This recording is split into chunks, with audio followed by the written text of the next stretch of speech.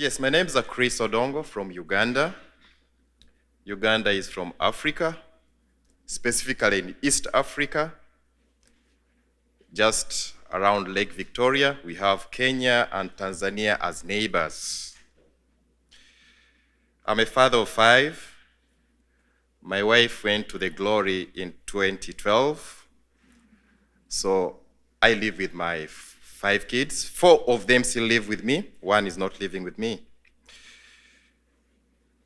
In Uganda, I live in a town called Gulu. It's to the northern part of Uganda, just next to South Sudan. Our parish is called Holy Rosary, and our fellowship group is called Companions of Jesus Prayer Group, which gave birth to Companions of Jesus Ministries, for which I am the team leader. I'm also the national coordinator for the Healing and Deliverance Ministry in Uganda. I found myself in the deliverance ministry way back in 1992 when I joined the Charismatic Renewal, somehow by accident. I found myself there because one day somebody just said, pray for me, and I'd never prayed for anybody, but she said, I see you with those people. They pray for others, you also pray for me. So out of fear, because I was not sure of what was going to happen, I told her, well, I'm going to pray for you, but on one condition, that you don't look at me, you close your eyes.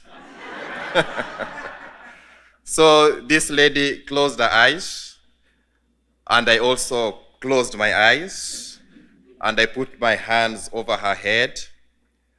As I prayed, when I opened up my eyes, the woman was not there, she was aside. So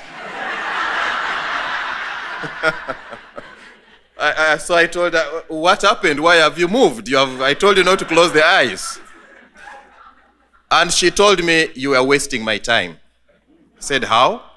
She said, as soon as you started praying, my headache went away, but you are not stopping praying. So I was uncomfortable being there. So I had, and she was looking at me. So that's how I got myself into the healing ministry. In Uganda, we have been doing ministry over the years, all different styles and formats. Many people do ministry, but with very little formation. I met the Unbound model in 2012 in Uganda.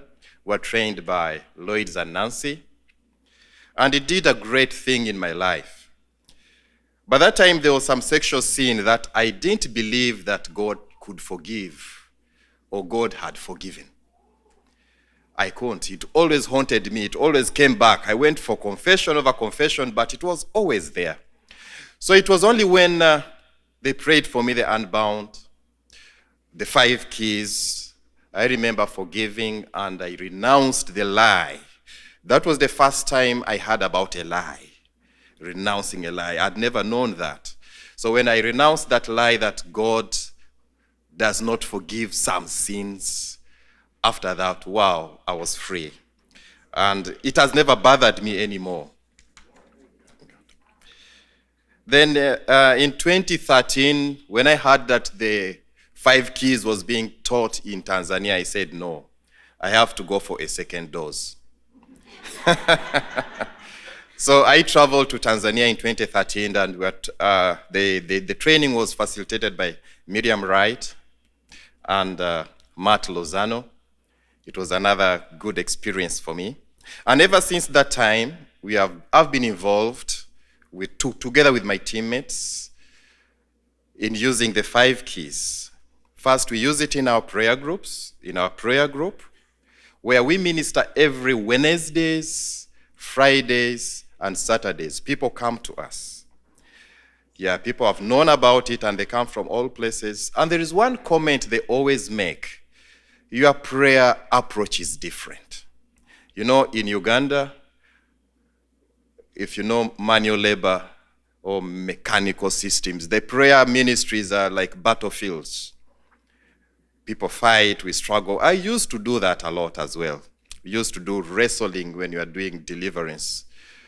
But from that time, all those things have ceased. So people have known about it. They say, no, if you don't want to be wrestled, you don't want to be dirty, then go to that place. So, so we pray there's a lot of respect and a lot of, all right? So we pray there. And I use the 5 keys in 4 different ways. The first one is for personal deliverance. For personal deliverance. I never knew that I could pray for myself. I used to think when you want prayer, just look for somebody to pray for you. But after the 5 keys, it became very easy to pray for myself. That's the first one. And we also train people to pray for themselves. And 2, the in-depth prayer ministry for others, those who come seeking ministry. So we go through them, through the sharings and everything, just as it is taught. And number 3, we also conduct deliverance services for groups, and many times it's on Sundays. It's on Sundays that when we conduct deliverance services, we apply the 5 keys. We just take the groups through the 5 keys, number 1 to 5, and many times there are testimonies after that. And the 4th way we use it is in training others. We have moved across Uganda in several dioceses, offering training, the 5 keys. Just last month, we talked about the 5 keys in Kenya. We're in the town called Mombasa. Just before I came, there was a team doing the 5 keys in one of our dioceses called Ginger. And 21st, which is I think tomorrow. Is it tomorrow? Yes. Yes. 21st tomorrow, our team will be talking about the 5 keys in Emmaus Center in Soroti. So we train others also in the use of the 5 keys, and the results are remarkable. What do I love about the 5 keys? One, it's very simple. It's very simple. Once I know or you know about the 5 keys, basically that is all you need to know. Do the 5 keys and leave the rest to God, and you wait for the results. I've seen a lot of wonders, God doing lots of things without you figuring out what you're supposed to do and all that. No, just the 5 keys, trust God, the results are there. And number 2, it's reproducible. It's easy to train people, all right? We used to do training before, teach people about very many things, but when people go out, they don't know how to approach it practically. All right? You would have taught them a lot of things, yes. But how to approach a situation practically is hard. But with the 5 keys, it's very easy. And the other beautiful thing, the 3rd one, it's non-confrontational. We used to have the confrontational approach with the evil spirits. And wow, tell me. It was chaotic. We used to have a lot of chaotic ministries, and at times, you go there once and you don't go back for the second time because you leave the place when you are embarrassed. But this one is really not. And then the other 4th thing why I love it is, it has taken my perspective away from looking at the enemy, looking at Satan when I'm doing ministry, but focusing on Jesus and focusing on God. So it's evangelistic in a way, and that's another beauty of it. Previously, we used to focus so much on Satan to the extent that we could have dialogue and discussion with evil spirits. Okay, a lot of it, and it used to be really, really, really chaotic. And again, the other thing is it's a quiet ministry, very quiet. I remember when Lloyds and Nancy were doing this, and they were talking about having quiet ministry in Uganda. People couldn't believe it. People said, no, it's not possible. They said, the evil spirits in Africa, unless you shout, they'll never go away. Yeah, but that is not true. It's not true. We have wasted a lot of energy, a lot of strength, a lot of shouting and dancing, which is not really necessary. It's all about Jesus. How it has impacted over my life? One, I used to look at deliverance many times in the area of exorcism. I thought only somebody who is okay, severely possessed or something needed deliverance. I didn't know, even myself, I needed it. All right? So that was a very big impact. And the issue of the lie, also, it taught me to look at deliverance from the angle of breaking of the power behind habitual patterns in our daily lives that I didn't know before. Of course, another way, I've already talked about it, our ministries were mechanical, now they're much better. And also, as we do ministry, as I do ministry these days, I focus on the person and we share, all right, we interact. But before, it wasn't that way. Much of the interaction was between the minister and the demon. Okay, and of course, knowing very well that the demon is a liar, yes, we were fed on a lot of lies every day. That is no longer there. And the other thing, the other impact is it minimizes manifestations. I never knew how to minimize manifestations during ministry until when I did this program, right? When we would start prayer ministry and somebody begins to manifest, the person manifests up to the end. In fact, the manifestation continues to increase as you go by.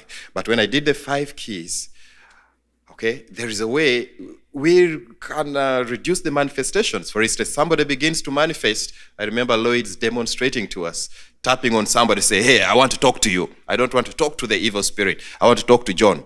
Then says, what thought was going over your mind? And the person tells you. And when you get back to that, the person renounces that, and you take authority. Next thing, the person is free.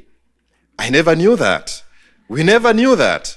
So it's really, really interesting. So there are many testimonies that have been coming across Uganda about the 5 keys. What plans do we have? Well, plans in Uganda, we plan to move to as many dioceses. We have already covered many dioceses, but not all. But we plan to move to as many dioceses as possible. And not only, we also pray that the Lord only doesn't stop in Uganda. The Lord blessed us to go to Kenya. It was wonderful. And we shall be going back to Kenya again next year. They have already given us an invitation. Because when you went through this, there was one comment that everybody made, said, where has this been all this long? Where has this been all this long? And they said, we have suffered a lot with our clergy. We have conflicted. We have quarreled over ministry. But this one is different. In fact, somebody said, I've done seminars and programs, but this one is 1.5. Yes, and we pray that not only Kenya, since where we are close to Southern Sudan, and we are close to Congo.